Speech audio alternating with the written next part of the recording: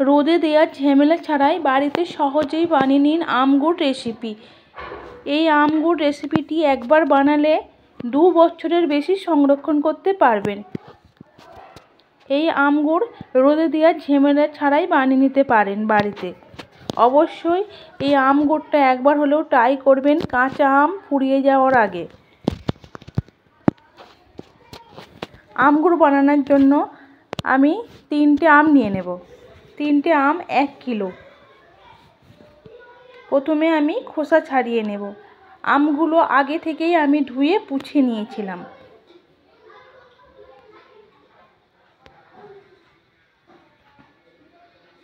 খোসা ছাড়ানো হয়ে গেছে, 2 ফালি করে দানাটা ফেলে দেব।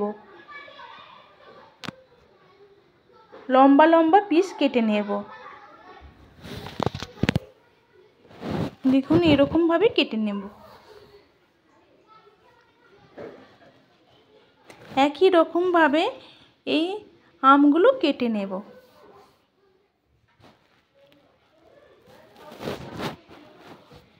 সব আমগুলো আমার কাটা হয়ে গেছে। দেখুন 1 চামচ লবণ, হাফ চামচ হলুদ পাউডার দিয়ে ভালোভাবে মাখিয়ে নেব। মাখিয়ে 2 থেকে 3 ঘন্টার জন্য রেখে দেব।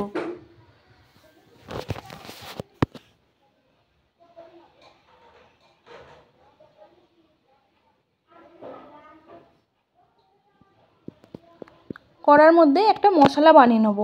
হাফ চামচ মৌরি, হাফ চামচ জিরা, হাফ চামচ গোটা ধনে, 2টো শুকনো লঙ্কা শুকনো কড়ায় ভেজে নেব।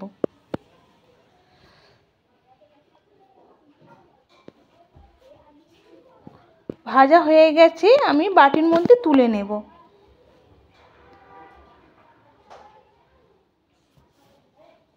কড়ার মধ্যে 3 চামচ সর্ষের তেল দিয়ে দেব।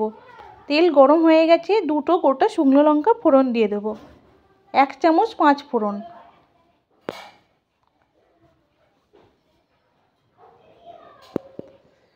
দশ থেকে 15 সেকেন্ডের জন্য ভেজে নেব।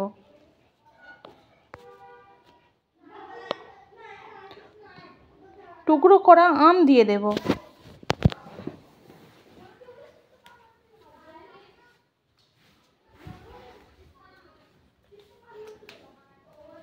আমটা ভালোভাবে 1 মিনিটের জন্য ভেজে নেব।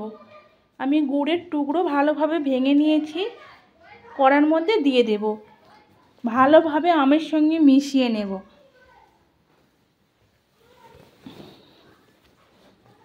গ্যাসের আঁচ মিডিয়াম ফ্লেমে রেখে ঢাকা দিয়ে দেব। 5 মিনিট বাদে ঢাকনা খুলে একবার নেড়ে দেব। আবার ঢাকা দিয়ে দেব। ঢাকনা খুলে দেখুন গুড়ের ডেলাগুলো ভালোভাবে গলে গেছে।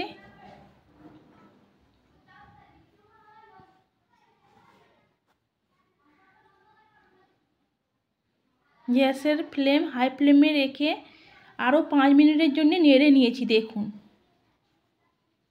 গুড়ের শিরাটা বেশ ঘন হয়ে গেছে।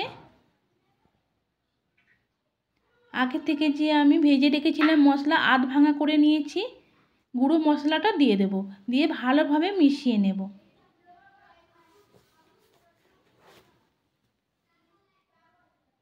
ভালোভাবে মেশানো হয়ে গেছে, গ্যাস বন্ধ করে দেব।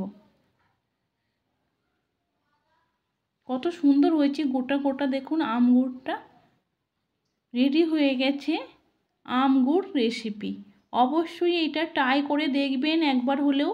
একবার বানালে 2 বছরের বেশি সংরক্ষণ করতে পারবেন রোদে দেওয়ার ঝামেলা ছাড়া। যদি ভালো লাগে অবশ্যই জানাবেন।